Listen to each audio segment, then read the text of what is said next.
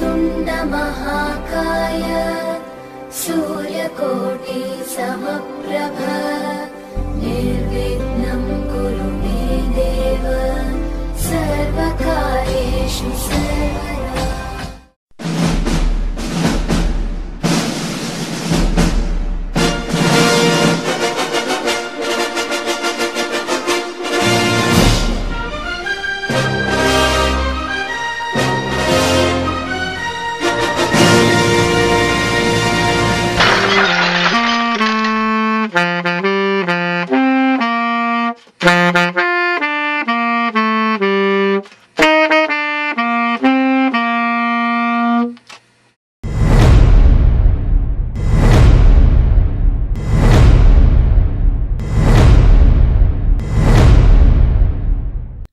गीतांजली म्हणजे अभिव्यक्त, अत्यंत सामाजिक, सक्षम, सर्जनशील, कल्पक आणि कलात्मक. ती एक सुंदर पहाट होती. सूर्य नुकताच उगवत होता. समोरच्या तलावामध्ये एक स्कंद. जसा सूर्य उगवला त्या स्कंदाचे एका कमळात म्हणजे सरोजमध्ये रूपांतरण झाले. ते सरोज घेऊन मी मंदिरात गेलो. देवासमोर ज्योत पेटवली आणि लीन झालो. त्याच वेळेस आनंदाचे तुषार माझ्या अंगावर उडाले आणि त्यात तृप्त होणारे हे दिन आले. मित्रांनो, ही गोष्ट आहे शिक्षणभूषण प्राध्यापिका सौ सावंत मॅडम यांची.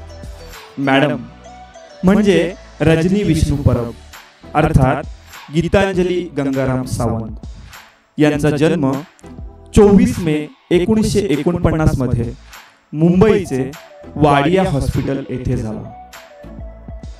कैलासवासी विष्णू बाबूराव परब आणि कैलासवासी लक्ष्मीबाई विष्णू परब यांच्या संसारात नव्यानं आगमन झालेली ती चिमुकली म्हणजे रजनी.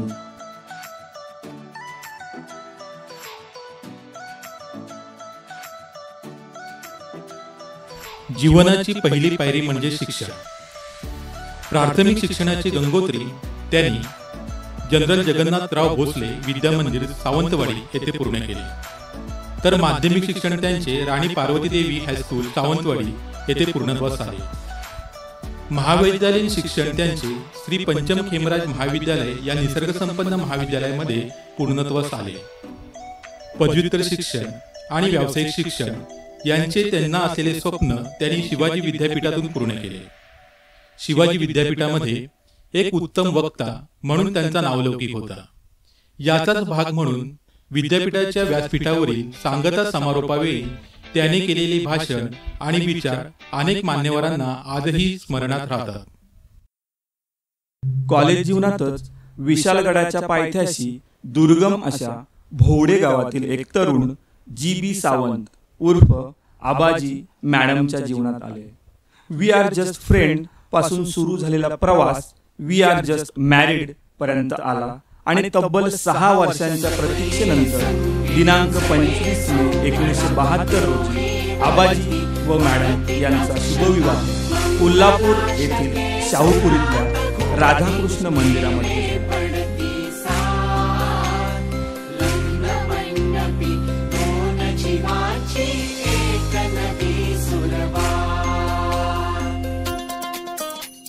लग्नानंतर फक्त संसारामध्येच न अडकळता त्याने आपल्या शिक्षणाच्या बळावर कणकवली महाविद्यालयामध्ये लेक्चरर कम लायब्ररीयन पदावर हजर होऊन नोकरीचा शुभारंभ केला. आपल्या पतीला म्हणजेच आबाजींना साथ देण्यासाठी त्यांनी मोठ्या पगाराची नोकरी सोडून आबाजींनी सुरू केलेल्या श्रीमती लक्ष्मीबाई खेतल माध्यमिक विद्यालय येथे मुख्याध्यापिका पदी रुजू झाल्या.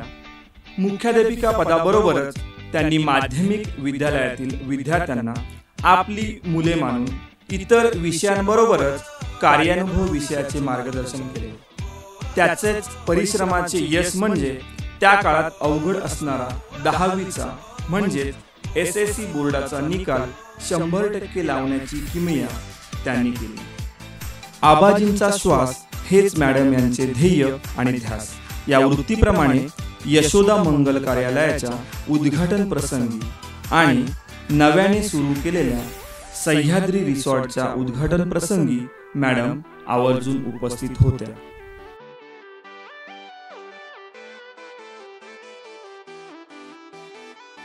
माध्यमिक शिक्षणाच्या निवृत्तीनंतर त्यांनी अध्यापनाचे आपले काम अविरतपणे पुढे चालवले.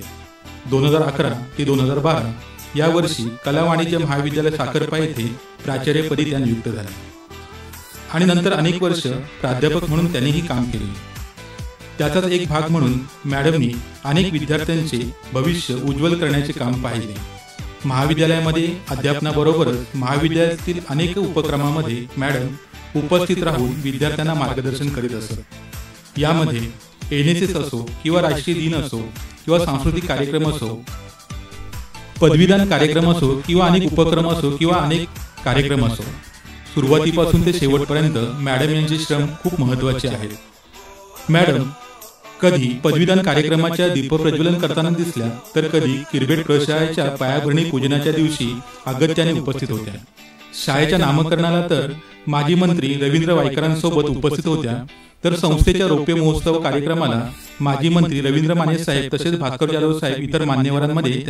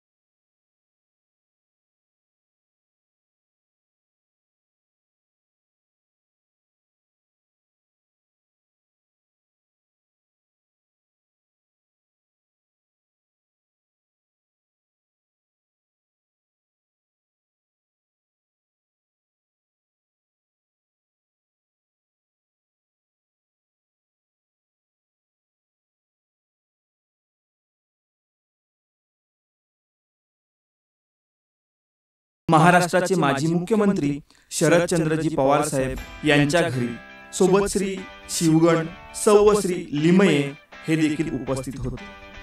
दिल्ली येथील पंतप्रधान नरसिंहराव यांच्या बंगल्यावर देखील भेट दिली. तो एक क्षण भारतातच नाही तर भारताबाहेर देखील विशिष्ट कामानिमित्त भेटी झाल्या. त्यामधील दुबई येथील डेझर्ट सफरचा आनंद लुटताना मॅडम व आबाजी.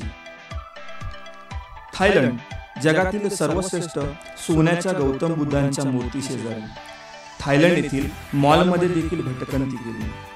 बँकॉक येथील क्रूजवर घालवलेला तो क्षण हा नेहमीच स्मरणात राहील. सामाजिक, राजकीय व सहकार क्षेत्रातील कामाबरोबरच मॅडम यांनी फोटोग्राफीचा छंद जोपासला. ज्या ज्या ठिकाणी फिरायला जातात त्या त्या ठिकाणचे फोटो आपल्या साठवणुकीत ठेवण्याचे काम मॅडम करीत असतात. असेच काही निवडक फोटो जे मॅडम यांनी आपल्या कॅमेऱ्यामध्ये कैद केले आहेत. त्यामध्ये 2 फांद्यांचा माड असो किंवा सिंधुदुर्ग किल्ला असो, मार्लेश्वरचा मनमोहक धबधबा असो किंवा देवगडचे सुंदर बीच असो, रामेश्वरमधील सुंदर समुद्रकिनारा असो किंवा स्वामी विवेकानंदांचे कन्याकुमारी येथील स्मारक असो, तामिळनाडूमधील सुचिंद्रम मंदिर असो किंवा बृहदेश्वर मंदिर असो, या मंदिरांचे फोटो मॅडम यांनी आपल्या कॅमेऱ्यामध्ये कैद करून ठेवलेले आहे. मॅडम शिमला येथील गार्डनमध्ये बागडताना दिसतात, तर कधी उटीमधील चहाच्या मळ्याचा आस्वाद घेताना दिसतात. रामेश्वर, पांबन ब्रिज असो किंवा जयपूर येथील पर्यटन स्थळाला भेट असो, मॅडम आपल्या अनुभवाने आणि आपल्या अनुभवांना आपल्या कॅमेऱ्यामध्ये कैद करण्याचे काम सतत करीत असतात. निसर्गरम्य असणाऱ्या आठवणी कैद करण्याची खासियत मॅडमला खूपच आहे. फक्त निसर्गरम्य आठवणीच नव्हे, तर अगदी राजस्थानी जेवणाचा आस्वादही मॅडमने आपल्या कॅमेऱ्यामध्ये कैद करून ठेवलेला आहे.